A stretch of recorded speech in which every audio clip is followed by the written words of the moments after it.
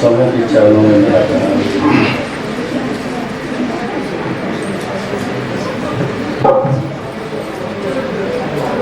चलिए,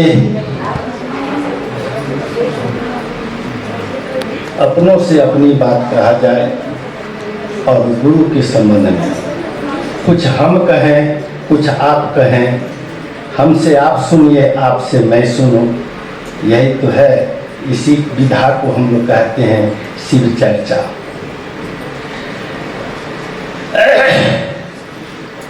हम कुछ हट के बात करेंगे। शिव गुरु की बात को सब करते हैं, आप भी करते हैं, हम भी करते हैं, करते आ रहे हैं। कुछ अलग होके हम बात करें तो ठीक रहेगा। चले तो थे अलग होने के लिए, मंच पकड़ते ही सब भुला जाते हैं, सब हट गया, दिमागे में से हट जाता। अकेला में हम बहुत चर्चा करते हैं, आप लोगों के बीच में आते हैं तो सब भुला जाते हैं।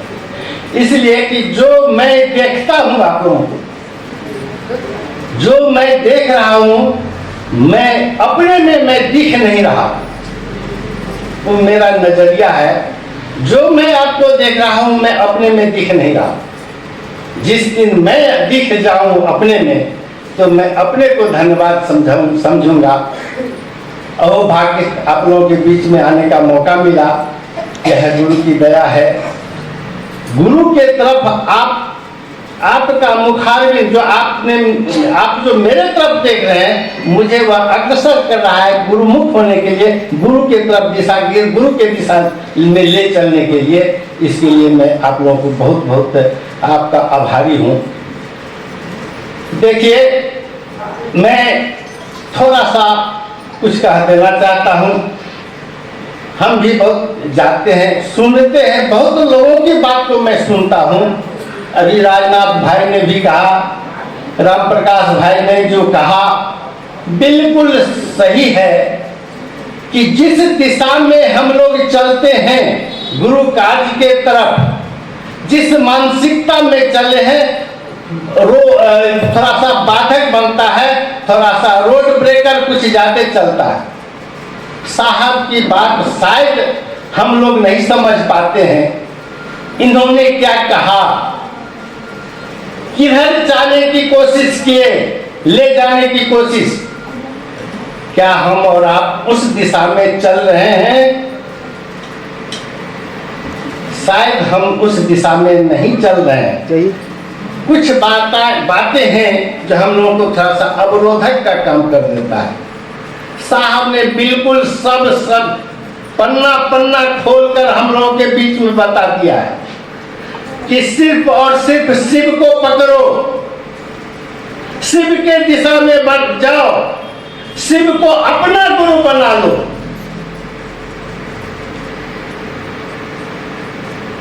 ये साहब का उद्देश्य है। साहब ने कहा हम लोग।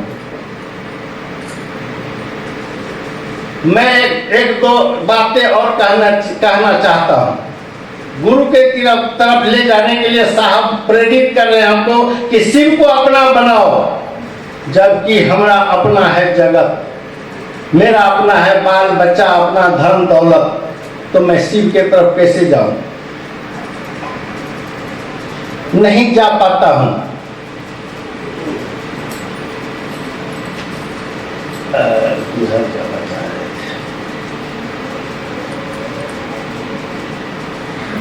साहब ने कहा कि शिव के तरफ चलो, शिव की बात करो, और उस दिशा में जाने के लिए उन्होंने सहायता स्वरूप कि कैसे आसानी से जिस जगत के तरफ तुम मुखारबिंद हो, हम और आप मुखारबिंद है, जगत को पकड़े हुए हैं, उस शिव के तरफ आसान नहीं है जाना।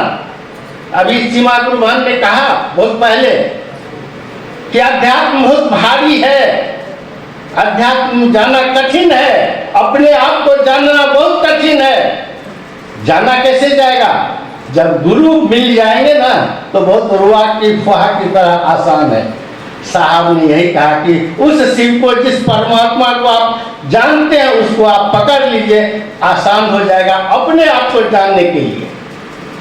अब साहब की बात यहाँ रखता हूँ और आगे चलकर मैं बताता हूँ कि आप जानते होंगे कि वह पटना के सोनपुर मेला में हरिहर क्षेत्र में गज और गराह की लड़ाई होती है। गराह उसको पकड़ कर ले जाया जाता है, हाथी को, गज को। हाथी जब तक उसके पास ताकत रहता है, दम रहता है, पूरा उससे सहयोग, मतलब उससे लड़ने की कोशिश करता है, बचने को कोशिश करता है। जब वो हार जाता है तो इष्ट मित्र को बुलाता है, अगल बगल को बुलाता है, नहीं जाता है, तब उसका जाता है वह ईश्वर परमात्मा पर, और वह परमात्मा तत्क्षण आकर उसे बचा लेता है। द्रौपदी की बात आप सुनते होंगे। 5 पति बिल्कुल ही बलशाली, जब उनका चीरहरण होने लगा तो कोई बचाने वाला नहीं मिला। शक्ति का प्रयोग किया, बलवान सबको बुलाने की कोशिश किया, भीष्म पितामह सबको बुलाने की कोशिश की। जब कोई रक्षा करने के दिन नहीं आया तो दोनों हाथ उठा दिया ऊपर कि हे कृष्ण, तुम ही अब बचा सकते हो, दूसरा कोई नहीं बचा सकता। तत्क्षण उसकी लाज बच गई। यानी मेरे कहने का भाव यह था कि साहब ने कहा कि शिव को गुरु बनाइए। जब तक उनके पास विकल्प था कि इस गुरु को छोड़कर उस गुरु को पकड़ेंगे, इस गुरु को छोड़कर उस गुरु को पकड़ेंगे, तब तक उनको गुरु नहीं मिल पाया। जब जिस दिन हार गए अपने आप से कि बाबा अब कैसे होगा, जिस रास्ते से चला है गुरु पकड़ने के लिए, जिस चीज को खोज में मैं चला हूं, मुझे तो मिला नहीं, तब इन्होंने हार थक के शिव को अपना गुरु मान बैठा और मिल गया। ठीक उसी तरह जब तक हमारे और आपके बीच में कोई विपरीत यानी विकल्प रहेगा कि आप नहीं तो वो हो जाएंगे, वो नहीं तो वो हो जाएंगे, शिव नहीं तो शरीर में आप शरीरधारी मेरे गुरु हो जाएंगे, तब तक शिव आपके सामने नहीं खड़ा होंगे और आप उस दिशा में नहीं चल सकते हैं। शब्द में चल सकते हैं, चर्चा के क्रम में चल सकते हैं, लेकिन वह मन उसी दिशा में नहीं चल सकता, इसलिए कि विकल्प आपके पास है।